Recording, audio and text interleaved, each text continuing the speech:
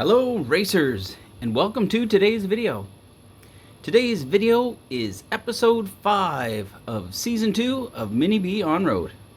Time flies when you're having fun, and it looks like the Mini-B on-road series will be a 7 video series, which means we only have today's video and the next video, video 6, to prepare this car for the Maritime Regional Championship.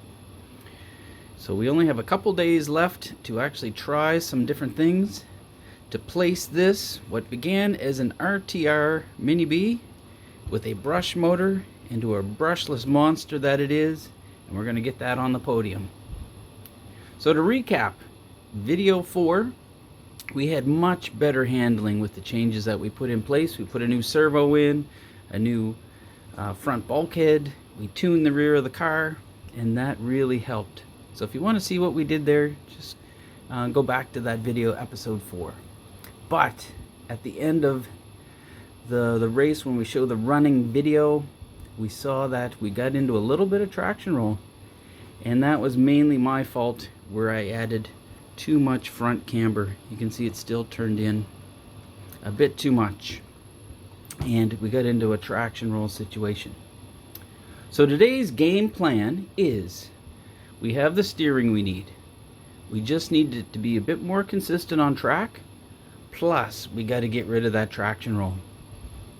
So, here are the products that we'll take a look at today. First product is the Hot Racing brass front pivot. Now this was made for the Mini-T, but the Mini-T and Mini-B parts are pretty much interchangeable. Now what this brass pivot will do, so you can see that it's an extra 11 grams of weight, and that'll be 11 grams of weight in the front of the car. Now in a high grip situation, more weight in the front will smooth out the steering because there'll be less weight transfer. There'll be more weight on the front, so it'll be a bit more of a constant pressure. So we're going to try out this brass pivot. Now this is going to be a tough change to reverse because I won't be able to do it trackside, so I'll end up running with this in the car for the day, and we'll see how we make out with that. Okay, HR pivot. The next thing I got to try are these JConcepts Ellipses. Now the Ellipse, the reason I got the Ellipse, let's just open them up here, is that they don't have tread. And our carpet surface is gray carpet, which doesn't have a whole lot of fuzz to bite into. So you can see that these are the Ellipse pattern, with it's just a web, a bar. This is a bar tire. Using typically off-road with no dust, you would use a bar tire. But I think this will work in our carpet. One thing I wanted to measure was the inside diameter of this tire, of this rim. I'm not familiar with the JConcept rim. It says it's about 36 millimeters, and here I have a stock rim. Let's just double check that. Yeah, it's about the same. It says this is about 35, 36. So those are about the same. So that's good. Let's just double check the rear tires. So this is the Mini-B JConcept Ellipse in green compound. Now, one thing I worry about with green compound is it's very soft. It's a compound you would use typically in off-road. Let's just double check the rim size of a stock rim. So this is an old that we wore out. It is about 35 millimeters. Just double check this. So this is about 32. So this is the Mini-T size rim. The Mini-B size rim is a little bit bigger inside diameter at 35. So what does that mean? What that means is I use shims on the inside of my rim to raise the roll center. Now there is plenty of room around, but we're soon going to find out if there's enough to clear. And I've heard that the new Losi Tune CVDs might not fit that rim size. So we'll just double check that when we get to the build part of the video. But so far so good. So I'm a little bit worried about the softness of the tire, the softness of the rubber, but it feels very similar at this point to the stock rubber. And I'm hoping instead of the little treads that the stock one has, that the bars will slip a little bit, maybe a bit more consistent. So we got those tires to try out this week. And finally, what I have to try is the Mini-B drag race front shock set. So this is a little bit different approach than most would have taken.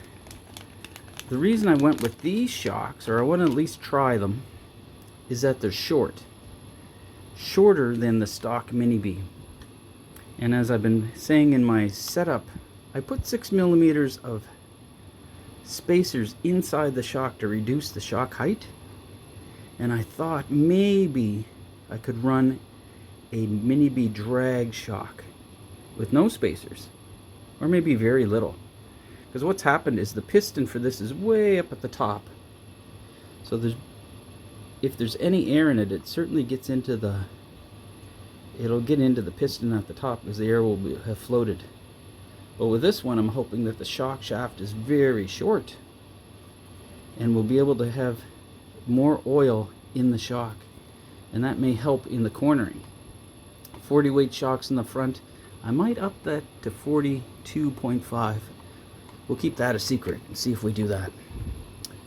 One thing I'd like to test though, and we can test this, is I want to test the spring rate of these springs that came on the shocks. Are they the same as the standard Mini-B? Or are these softer? Or are these stiffer? So luckily for you, I have a spring gauge. Now this is a tester that will test spring rates. So let's just zoom in here a bit. I think I can just lower the camera. I'll lower the camera so we can see the spring tester in action. So here are the original Mini-B spring kit. And if you look on the TLR site, it does have the spring rates. But we can test them here to be sure so we can compare. Now I am testing in pounds inches, which is how the Losi site represents their shocks, their springs in pound inches. So this first one is 0.75 pound inches, which I think lines up perfectly with the site. See that it's fairly easy to use. I just go in, set the height, reset it, just push down. These are 1.33 pound inches. So these are the stock. 1.33. And these are the golds. Just loosen that, set it in there, set it. These are 2.3 pound inches. You can see they're quite a bit different. So we got 0.75, 1.3, and about 2.3. Now let's give this new little one a test. What I would like, and could we be so lucky, is what I would like is for this to be just in between, right in there, between 1.3 and 2.3. Let's just give it a test and see what we got. These are 1.2, so they're actually, these drag springs are a little bit softer than the stock. Oddly enough, when I look at them, they're a little bit longer. Interesting. But they're not what I was hoping for. Let's just double check it. Maybe I was wrong. Let's just hope. No, 1.2. So they are definitely not stronger. I was looking for a slightly stiffer spring. Maybe I can use the gold ones, but I find the golds are, for our track condition, are a little bit too stiff. Okay, so with that said, let me install these new parts. I'm going to install this new bulkhead, little brass pivot mount. I'll install the tires. I'm going to glue the outside edge just like we did, right up to there's a little rib there. I'll glue them right up to that rib. And then I'll install the front shocks with probably 42.5 weight, a little bit thicker than the 40 that's in them. Okay, so thanks, and we'll do a recap in just a minute. Just back for a short look at the insides of the Mini-B drag race shock. So I took one apart, but I'd just like to show you in this one. I was wondering when I first got them if the shock shaft was actually shorter or did they fill the whole shaft full of spacers. And what I found is there's a slight little spacer in there that you can see right there. See, it's about probably 3 millimeters of spacer. So that's what's inside the front of the Mini-B drag race shocks. And those front drag race shocks, little about 3 millimeter spacer. You can actually just measure it. Get out the caliper, do a quick measurement. So they put 2.5 millimeter spacer inside the front shock on the drag race car. So I think I was a little worried that maybe the shafts were a bit too short. But from the look of that, I got 2.5 millimeters of spacer to work with. And I should be able to get this going. So I thought I'd just show you. I got it partially complete. So we'll take a little break, come right back, and this car will be done. See you in a minute. And we're back, racers, with the final setup before race day. Now, as you can see, with that new 15 or 11 gram pivot block, we're now at 42% front weight, 58 rear weight. Now that was, before it was 40-60. So we added 2% more to the front. And that should smooth out the steering. And I've been working like a bugger to try to take any kind of tweak there is out of this. I put it on a glass board, leveled the board, put the car on it in race trim. And I have 50-50 cross weight and 42-58 front to rear weight. So this is as best as we can do with the weights on the scales. So what is the final setup? The final setup we came to is I worked to get the front as close to 0 as I could, straight up and down. Now it errs on the side of 1/2 degree leaned in. So in the front, about 1 millimeter of toe out, 0 to 1/2 degree leaning in. I really focused on that this time. Glued the front tires. Now the JConcepts tires are pretty good. I do notice that this one here in particular has a bit of a wobble to it, but hopefully when we run that on the track it'll come out. The drag race front shocks, I did add another 1.5 millimeter shim to the front, and it had 2.5 in it already, so that's 4 millimeters of shims in the front, and that seemed to be perfect. And with the 40 weight shock oil, I think that's going to work for us this time. And what I really like about it is the body is just slightly shorter, so when the car bottoms out, it bottoms out on the chassis and not into the shock ends. So that's what I was really wanted. Now that's going to have to kind of loosen up as we do. Also, for this race, I had an extra Mini-B that I used in Mini-B off-road, I took all the plastics, the arms, the camber blocks, the steering blocks, replaced all that in the front, so we have very little slop. Okay, 40 weight shock oil, 4 millimeters of shims in the drag race shocks, basically 0 to minus 0.5 camber. I took a bit of timing out of the speed control, went down to 5 degrees timing. The motor itself has about 2, so that's about 8 degrees, so it should be really mellow. We'll take any kind of problems with super acceleration out of the car. We have lots of top speed, so I don't think that'll be an issue. In the rear of the car, still have 35 weight shock oil with 10 millimeters of spacers. Shocks all the way out. JConcepts tires, as you see. And we still have our 1.5 millimeter of shims in the hub. The hubs don't seem to rub, which is perfect. It's close though, very close. So it's something we'll keep an eye on.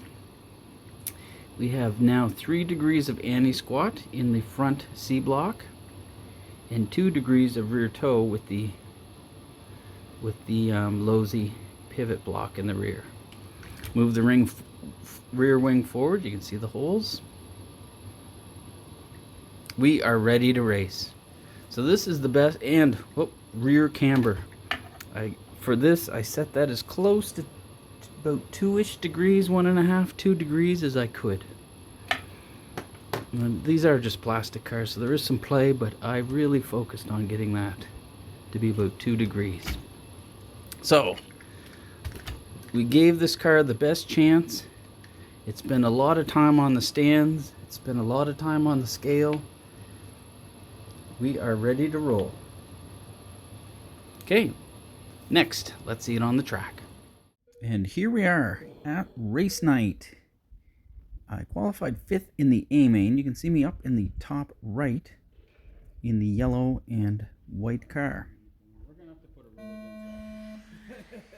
Now I had to bump from the B main to get into the A, and I finally figured out some tricks to get in there. This race, as you can see, starts pretty clean, and the talent at today's race is way up there. You can see that we're following like a freight train around the track. See my yellow and white into the lower left, coming through the center section, around the hairpin and onto the straight. Lots of power on the straightaway. Now the places to watch for as we follow my car around the track, we're coming onto the hairpin, onto the straight. At the end of the straight, I get a push time to time, and then in that corner before the bridge, I'd also get a push. Here we are following the car around one more time. Now through this infield, you can see that loop right there. The car would get a little bit of an oversteer there. We'd kind of hook a bit. But other than that, car is working pretty decent. And I'm managing the tires pretty good. The tires are working well. Not as much grip as I thought it was going to have, but I was a little bit sensitive to a traction roll, so I really didn't put a lot of sauce on the grip. You can see a yellow car going through the infield now. Right behind is a red orangish car. That is first place. So you can see it's catching me quite a bit, wasting a lot of time through some of the corners. So what I do is I just let him go by at the end of the straight there. And usually when there's a car coming up on you that quick, there's no sense fighting, so let him go by and allow him to go through, because maybe he'll have somebody else overtake, get in the way. That green car that just went by, he was in second. So now I'm in 5th place with first and second gone by. But just ahead of me, second place has gotten into one of the other cars. Now there's 2 other kind of red orangish cars on track. One right ahead of me, I believe, is 4th place that I'm trying to catch. And in front of them would be a orange car with a white wing. He would be 3rd.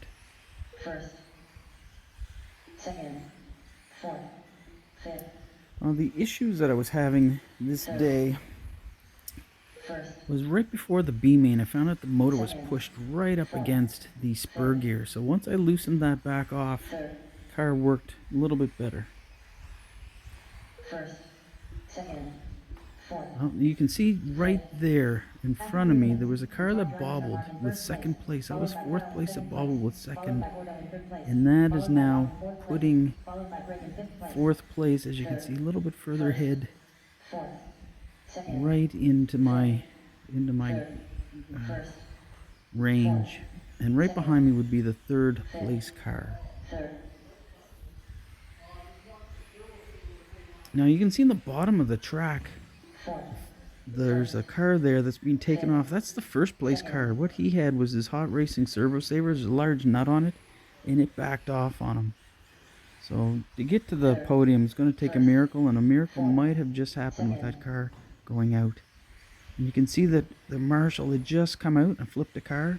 That was fourth place, and now I'm up to third with the second place car right behind me and the fourth place car behind him. So he's a little bit of a block, running a block for me. Oh, and you can see that it got into traffic there. But luckily, in the couple of collisions right there, I managed to get out a little bit of a leeway.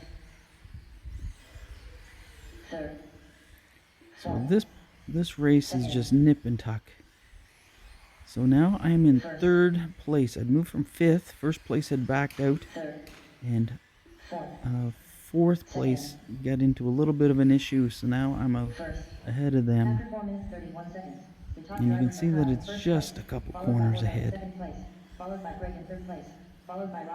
So at this point, I'm trying to take the best corners I can. Car is handling very well. One of the other issues that I did have during the day was that the left rear tire, on power, it is spinning the whole straightaway.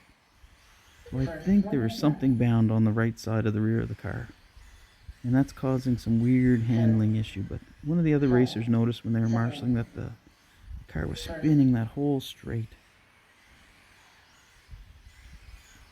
So let's take a look at the car. I'm going through the infield down to the bottom right, going up.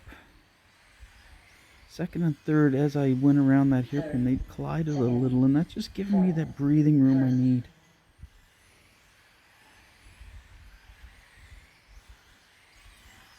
Third, second, fourth, first. So you can just see that yellow or orange car with a white wing had just passed. There's no sense fighting. He's in second place. Just let him go by. But that has put the fourth place car right behind me. The green car now that you can see behind me is first, and behind him is the fourth place car.